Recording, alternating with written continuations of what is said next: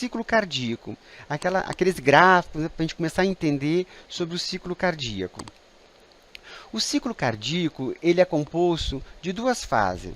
A fase do relaxamento, que é a diástole, e a fase da contração, que é a sístole.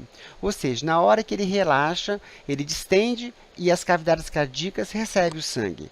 Na hora que ele contrai, ele ejeta o sangue. Então, o ciclo cardíaco ele é composto de sístole e diástole. Vamos fazer uma pequena recordação da anatomia do coração. Então, o coração ele é composto por 4 cavidades. As duas cavidades menores superiores é o átrio direito e o átrio esquerdo. E as duas cavidades maiores é o ventrículo esquerdo e o ventrículo direito. O ventrículo esquerdo ele vai ejetar sangue através da aorta para a circulação sistêmica, ou seja, a pressão sistêmica ela é elevada, então o ventrículo esquerdo tem que fazer uma força maior. Por isso, a sua musculatura ela é hipertrofiada. Então, o volume de massa do ventrículo esquerdo ele é maior que a do ventrículo direito, que ejeta o sangue na artéria pulmonar, aonde a pressão é menor e o ventrículo direito tem que fazer menos trabalho, menos força. É extremamente importante nós recordarmos o sistema de condução do coração.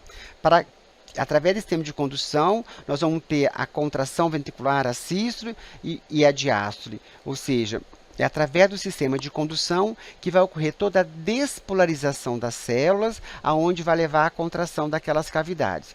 Então, o estímulo cardíaco ele nasce no nó sinusal, aonde eu tenho células que têm automatismo próprio.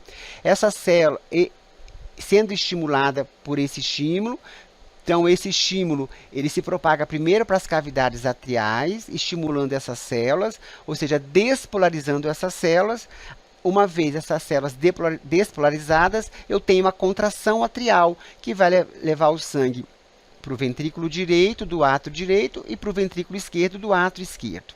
Aí, esse estímulo depois de ele estimular os átrios, ele tem uma parada fisiológica no átrio ventricular. Por que tem essa parada fisiológica? Para dar tempo de todo o átrio se esvaziar. Após isso acontecer, o estímulo prossegue pelo feixe de His. Tá? Do feixe de His, ele atinge o ramo direito e o ramo esquerdo e as fibras de Purkinje finais.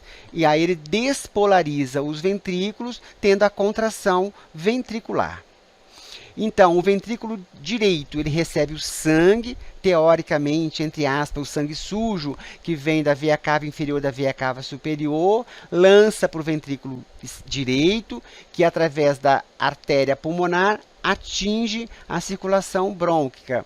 Lá ocorre o quê? A troca do CO2 pelo oxigênio, aí através das veias pulmonares, o sangue chega no átrio esquerdo, e depois vai para o ventrículo esquerdo, onde é agentado através da aorta para toda a circulação sistêmica. Então, o ciclo cardíaco, como eu já disse, ele é composto de duas fases, da sístole e da diástole. Como o nome sístole começa com S, é saída do sangue. Então, toda vez que eu tenho sístole, eu tenho a saída de sangue de uma cavidade. Então, na hora que ocorre a sístole ventricular esquerda, a válvula aórtica tem que estar aberta, e a válvula mitral tem que estar fechada, porque se a válvula mitral estiver aberta, o sangue voltaria para o átrio esquerdo. Então, a válvula mitral fechada, a válvula aórtica aberta, ocorre a sístole, levando o sangue para a circulação sistêmica. A mesma coisa no lado direito, na hora que ocorre a sístole, a válvula tricúspide fecha, abrindo a válvula pulmonar e levando o sangue para a circulação pulmonar. Na diástole ventricular, acontece o quê? A abertura da válvula mitral e da válvula tricúspide, aí o sangue vai ser ejetado dos átrios para os ventrículos. Então, aqui eu tenho a abertura da válvula. Vamos pegar um exemplo. Quando você abre uma porta, ela faz um barulho. Porém, quando você fecha essa porta, o barulho é muito maior. Então, toda vez que vocês, ao escutarem as bulhas cardíacas, são os fechamentos das válvulas. A primeira bulha cardíaca, B1, é o fechamento da válvula mitral e da válvula tricúspide. A segunda bulha cardíaca vai ser o fechamento da válvula aórtica e da válvula pulmonar. Então, a sístole ela é composta de 4 fases, que nós chamamos de subfases da sístole. Tá? A primeira fase é a contração isovolumétrica. Vamos entender isso? O ventrículo ele está cheio de sangue, porque ele estava na diástole, recebeu sangue do átrio. Então, ele ficou cheio de sangue, aí ele começa a se contrair. Nisso que ele começa a contrair, a pressão ventricular é maior que a pressão dos átrios, fechando as válvulas atrioventriculares, ou seja, que fecha a válvula mitral e a tricúspide. A pressão no ventrículo ela é menor que a pressão na aorta e na pulmonar. E aí começa a contração isovolumétrica. O ventrículo começa a se contrair sem expelir o sangue ainda. Ele se contrai, fazendo com que a pressão no ventrículo ela seja maior que a pressão na aorta. Aí eu tenho a abertura da válvula aórtica. Então aí eu tenho o quê? A expulsão rápida. O sangue sai do ventrículo esquerdo com grande velocidade e pressão, levando aquele sangue para a aorta. O sangue na aorta aumenta a pressão na aorta, então a diferença da pressão do ventrículo esquerdo e da aorta é cada vez menor, e o sangue vai saindo cada vez com menos velocidade. Aqui ocorre o quê? A fase de expulsão lenta.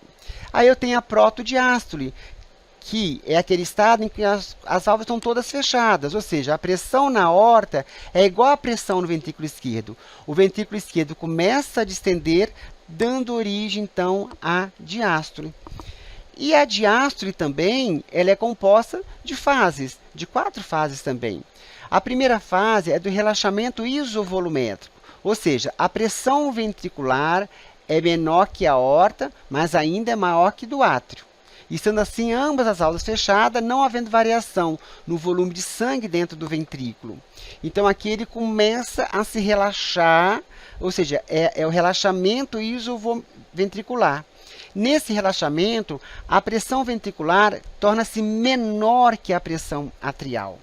Na hora que ela torna menor que a pressão atrial, abre a válvula atrioventriculares, deixando passar um grande fluxo de sangue rápido em direção ao ventrículo, ou seja, é a fase de enchimento rápido na diástole. 70% do enchimento ventricular ocorre nessa fase. Após essa fase de enchimento rápido, ocorre o quê? A fase de enchimento lento. Então, com o enchimento dos ventrículos e fim daquela fase ativa do relaxamento do músculo cardíaco, ocorre a desaceleração importante do fluxo.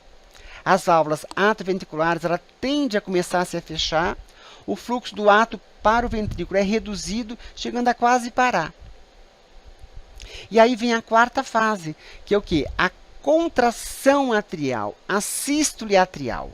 Ou seja, as válvulas atrioventriculares estavam quase se fechando, elas voltam a se abrir, ocorre a sístole atrial, que corresponde a até 20% do volume diastólico final do ventrículo. Tá? Então, na hora que ocorre a contração atrial, ele leva aqueles 20% de sangue que faltava para completar aquela diástole. Isso, em algumas patologias, essa fase é extremamente importante, porque aquele paciente que já tem um déficit cardíaco, com insuficiência cardíaca, esses 20% pode fazer falta no débito cardíaco. Por isso, aqueles pacientes que têm uma arritmia que a gente chama de fibrilação atrial, ele não ocorre a sístole atrial, não ocorre a contração atrial, então eu não tenho esses 20% de enchimento na fase final da diástole. Então agora nós vamos para o esquema gráfico de tudo isso que nós falamos até agora. Essa primeira curva azul é o fonocardiograma, que nós não vamos abordar isso agora. A linha laranja é o eletrocardiograma, onde eu tenho uma representação gráfica das fases do ciclo cardíaco. Então, aqui eu tenho o complexo QRS, que é a contração do ventrículo, eu tenho a onda T, que é a repolarização do ventrículo, depois eu tenho a onda P, que é o que? A contração dos átrios, aí começa o ciclo outra vez. Mas o que interessa para a gente são essas 3 curvas aqui de cima. Essa curva azul inferior é a pressão atrial. A curva vermelha é a pressão no ventrículo e a curva azul superior é a pressão na aorta. Então, no passo a passo, tudo começa com o fechamento da válvula mitral. Ou seja, a válvula mitral se fechou, a pressão dentro do ventrículo ela começa a aumentar, porque aqui eu tenho o quê? A fase da contração isovolumétrica, ou seja, o ventrículo contrai para poder aumentar essa pressão. Essa pressão se iguala à pressão da aorta e ultrapassa a pressão da aorta. Quando a pressão do ventrículo ultrapassa a pressão da aorta, ocorre o quê? Abertura da válvula aórtica. A fase de ejeção rápida do sangue na aorta. Aí você aumenta a pressão na aorta e também com a contração do ventrículo, você aumenta a pressão no ventrículo. Aí a pressão vai reduzindo, reduzindo, a pressão dentro do ventrículo se iguala à pressão da aorta e torna-se menor que a pressão na aorta. Quando ela torna-se menor, eu tenho um fechamento da válvula aórtica. A válvula aórtica fechada, esse ventrículo vai começar a se relaxar, o relaxamento isovolumétrico vai diminuindo a pressão do ventrículo, diminuindo, até que a pressão do ventrículo se iguala à pressão do átrio e torna-se menor que a pressão do átrio. Então, quando a pressão do ventrículo torna-se menor que a pressão do átrio, eu tenho a abertura da válvula mitral, que vai levar a sístole dos átrios e a diástole, a fase diastólica no ventrículo, que aí é aquela fase de enchimento rápido, enchimento lento, e aí eu tenho uma contração atrial, que é os 20% de sangue final que vai completar aquela diástole, e o ciclo cardíaco começa tudo outra vez.